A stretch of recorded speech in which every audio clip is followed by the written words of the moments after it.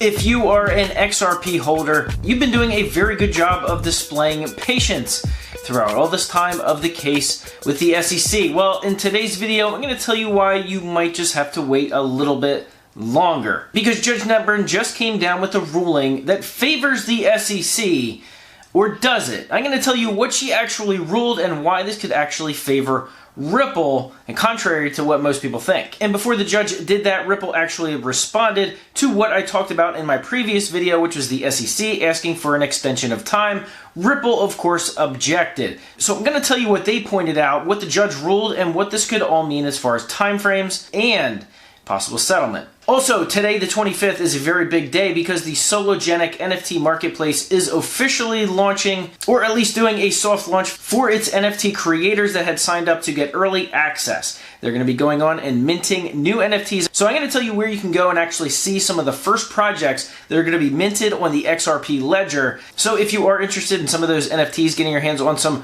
early mints, I'm going to talk about where to find it. Hey everyone, my name is Randy. Welcome back to the Late Night Grind. And right now I'm talking about the Ripple versus the SEC case, but I'm also covering cryptocurrency news, investment markets, and personal finance. So if any or all these topics interest you, make sure you subscribe to the Late Night Grind. Just hit that subscribe button. Also hit the bell notification icon so that YouTube will send you a notification when I release a new video.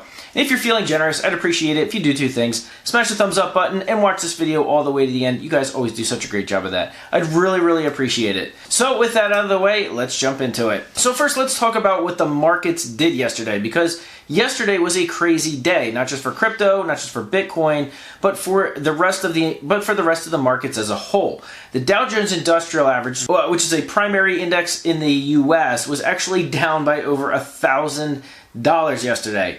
And then it recouped all of it.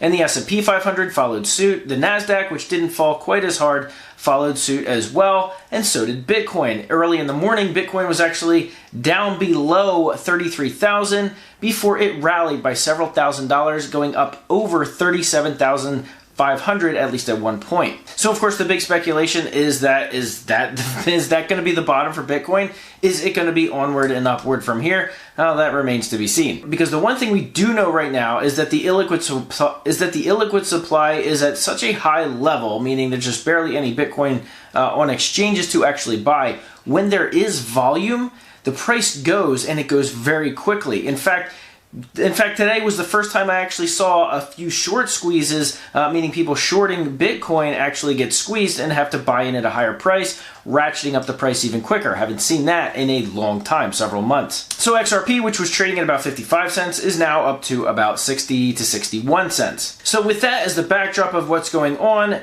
now we have the Fed, who is having meetings on Wednesday, the Federal Reserve, which is going to be talking about our favorite topics: interest rates, inflation, the US dollar, and everything that affects these investment markets and cryptocurrency markets. So while all of that is going on, the Ripple versus the SEC case has been heating up.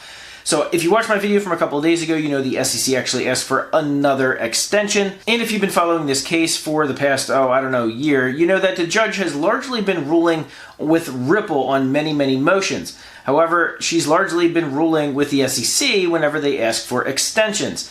Now, a lot of people see that as a negative. I don't really necessarily see that as a negative. You just have to wait a little bit longer. In terms of this case actually playing out, I don't think it necessarily benefits one side or the other. In fact, I think it shows a little bit more weakness on the side of the SEC, because they clearly came into this case completely unprepared. Okay, so what did the judge actually rule on? Well, the SEC asked for an extension so they could object to one of the judge's rulings from about 2 weeks ago.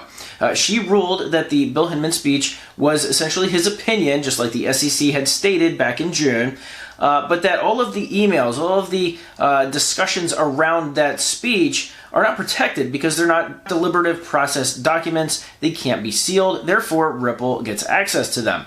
So the SEC fought back and said, no, listen, we want some extension. We want an extension of time because we want to actually fight this. We want to be able to submit a whole bunch of other documents that helps prove our argument, because ultimately we don't want those emails to get into the hands of Ripple. And by doing that, the SEC might be showing their hand a little bit. So Ripple, of course, came back with an objection, and they said, no, this has to be rejected, the extension has to be rejected, and ultimately what they want reversed, which is the Bill Hinman speech to not be considered opinion, but to be considered guidance, so that all these emails will be protected and sealed and Ripple won't get their hands on them. Ripple said, that's ridiculous. You even said back in June, you even said multiple times under oath that it was Bill Hinman's opinion, and now you're trying to claim that it, of course, was guidance just because you're trying to protect emails. Meanwhile, back on June 24th, you claimed it was his opinion just so you could try to prevent Bill Hinman from being deposed by Ripple's lawyers, which actually happened, which actually failed, and it went through, and he was deposed by Ripple's lawyers.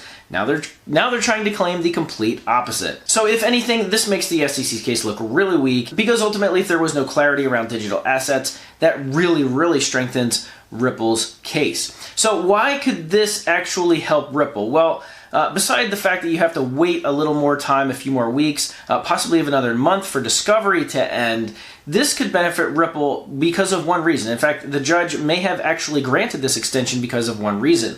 If she grants this extension and they are allowed to object to it and submit their objections for reconsideration, then they can't appeal it. However, if she denied this motion and said, no, I'm not going to give you an extension and I'm not going to give you the chance to submit any documentation to fight your case, then the SEC could essentially appeal it, which means that would take even longer than what's going on now. And worst case scenario, they might actually be able to throw it down to a Second Circuit court, which would take even longer. And so by doing this, she's actually probably preventing this case from going even longer, but also making it appeal-proof, meaning she wanted a reason to actually make her decision stick, make it bulletproof. So the SEC wanted to submit 66 documents to try to prove their case as to why that should be reversed, and the judge said, you can, but you can only submit 10 documents, not 66. So it looks like we're going to have to kind of sit on our hands for a couple of weeks and talk about all the potential settlement dates, because a lot of people are talking about settlement, especially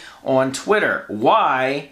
Now, why would they be doing that? Well, they've been doing it for a year, but the reason they're doing it now is because if the SEC is essentially caught in doublespeak, which they are, and they have a documented proof, they've said under oath on multiple occasions that they believe that Bill Hinman, that the speech was Bill Hinman's opinion, and yet in multiple other documents they said, no, this is official guidance.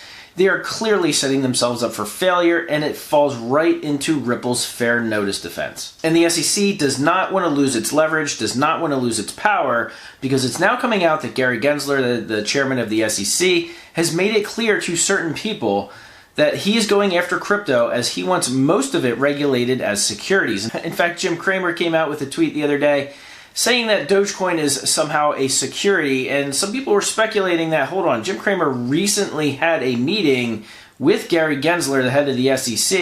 Maybe he's starting to change his tune on cryptocurrencies. I don't know, that's one to look out for. Not many people pay attention to him anymore, especially if you think Dogecoin is a security.